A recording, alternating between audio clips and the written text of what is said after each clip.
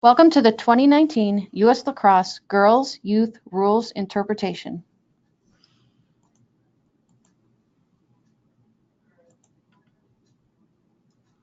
Today's topics will be Youth Rules Overview, a brief review of existing rules for each age group as a reminder of our overall youth rules. New rules for 2019 to review some of the major rule changes that apply to youth and high school play. Equipment clarifications and the 2019 points of emphasis. Beginning with the Youth Rules Overview for 8U.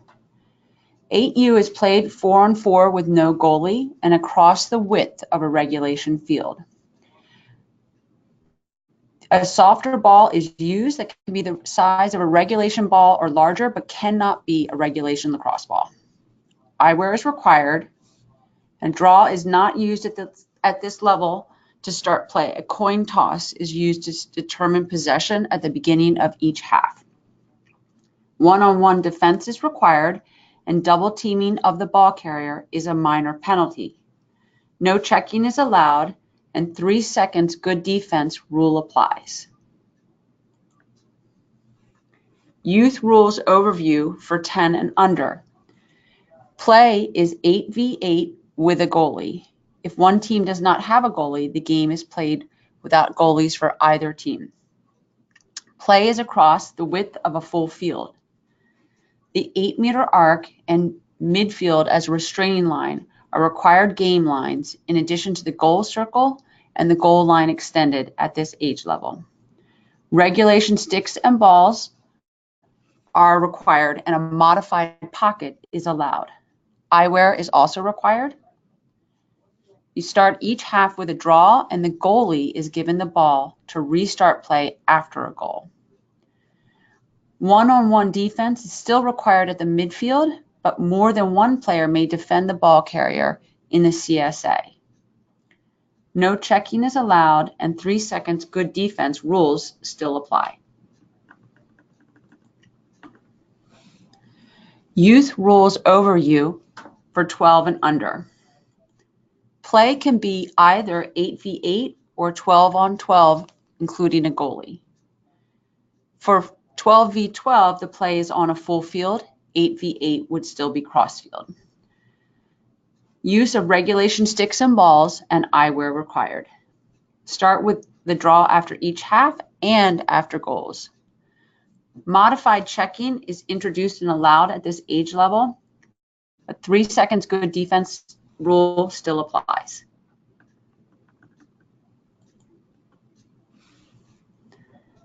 Youth Rules Overview for 14U. 12-on-12 play, including the goalie. Play on a full field. Use regulation sticks and balls, and eyewear is required. Start with a draw after each half and after goals. Transitional checking is introduced at this level, and 3 seconds good defense no longer applies.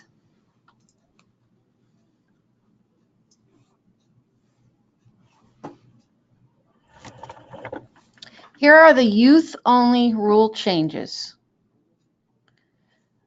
A 12-inch sphere is introduced at this level.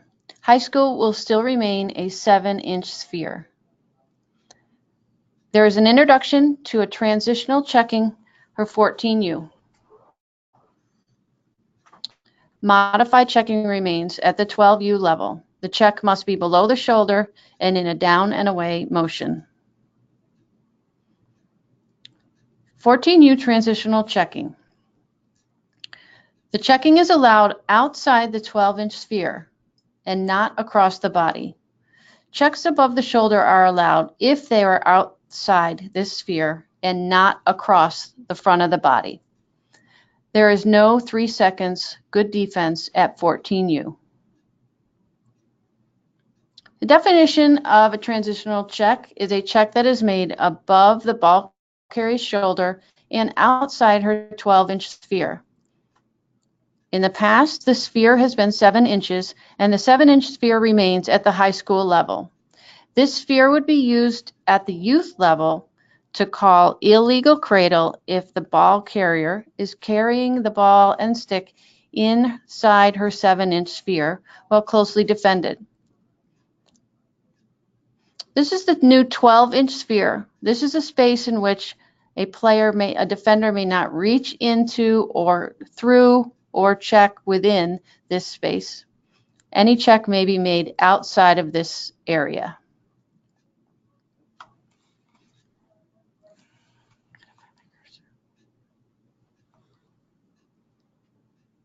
Here's an example of transitional checking.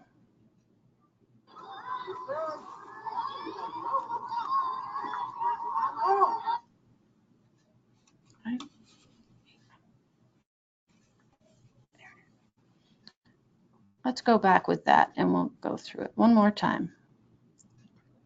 As you slow this down, notice the player who's carrying the ball in white. There's a defender approaching from behind, and the player is holding the ball outside her sphere and above her shoulders, and a legal check is made. This is a good example of a legal transitional check. Here's another example of a legal transitional check.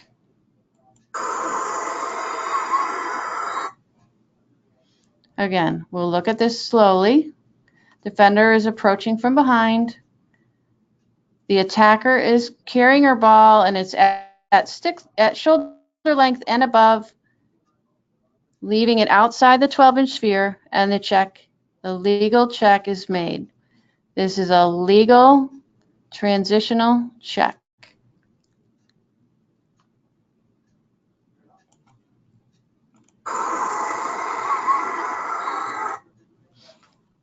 Here are the new rules for 2019. These are the changes for both youth lacrosse and high school lacrosse. Equipment clarification.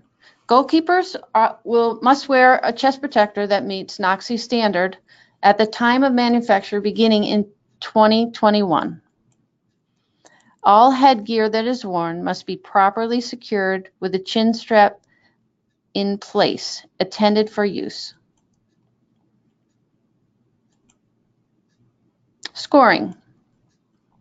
A goal is scored when the shot is propelled prior to the time expiring. The ball must be released prior to the horn going off. If it then goes into the cage, the goal is scored.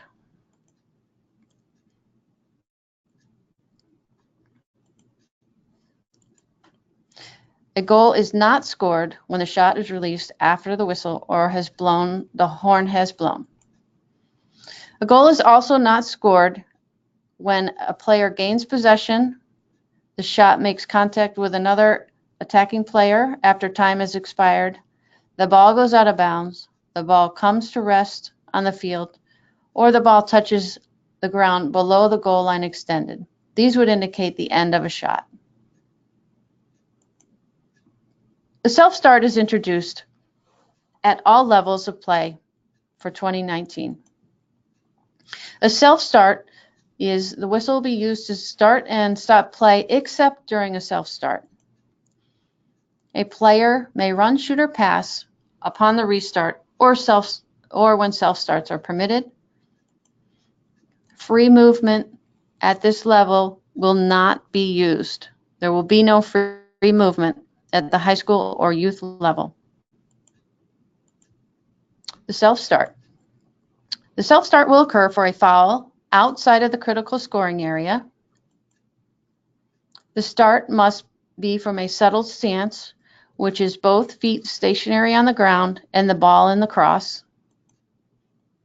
A self-start action that is not a self-start would be a rocking motion, cradling the ball, or pumping the cross.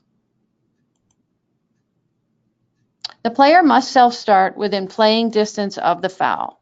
Playing distance of the foul would be a stick and a half length in any direction from where the spot of the foul occurred. Once play has commenced on a self-start, the defenders may engage in the ball carrier. The player who is self-starting may self-start prior to all defenders being 4 meters away or behind. In that case, play would restart as soon as the player self-starting started.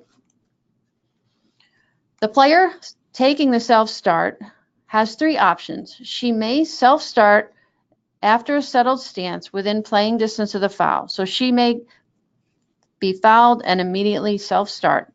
She may also wait until all players are moved 4 meters away or behind based on the level of the foul. She also may wait until all players are moved 4 meters away or behind and let the play begin on the official's whistle. Self-start is not an option. When the game clock is stopped, that includes the 2 minutes, under 2 minutes of stop clock time, and in any overtime period, which is also stop clock. A self-start is not allowed when following a restraining line violation. It is not allowed if a foul occurs in the critical scoring area. It is not allowed following an alternate possession being awarded. It is not allowed following an inadvertent whistle, and it is not allowed following a goal being scored. This would only apply if there was a 10-goal differential and one team was being awarded the ball at the center following the goal. Self-starts will occur on boundary balls. The player that's awarded the boundary ball will get the ball, step back in bounds. She may self-start within 2 meters of the boundary line from a settled stance.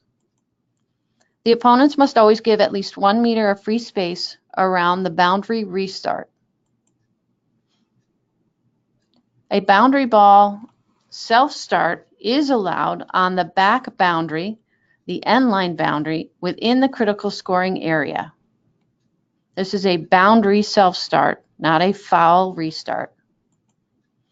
If the goalkeeper is awarded the boundary ball while she is in her goal circle, the restart will take place in the goal circle and will begin on the official's whistle. If a player self-starts beyond playing distance, the official will reset the play. This will not be called a false start. The ball carrier will return to where the self-start was supposed to be taken, and then she will restart from there. We do not need a whistle to restart this. If a player self-starts when a self-start is not allowed, this is not a false start. The official will blow the whistle, reset the play, bring the ball carrier back to the spot of the foul, and will restart on a whistle.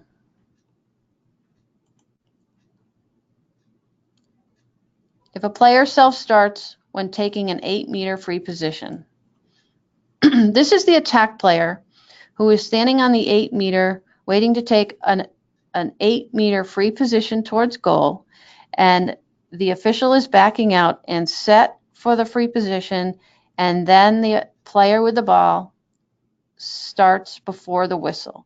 This would be a false start. This is a major foul and a change of possession. 2019 will introduce the penalty zone.